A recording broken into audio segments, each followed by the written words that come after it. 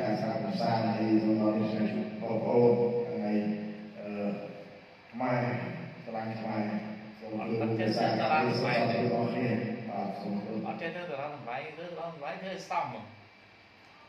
ជួយដល់មកហើយចាំឡងទៀតដល់ទៅសំមកឃ្លៀសំឃ្លៀឡើយនៅជាប់នៅបាត់ហើយ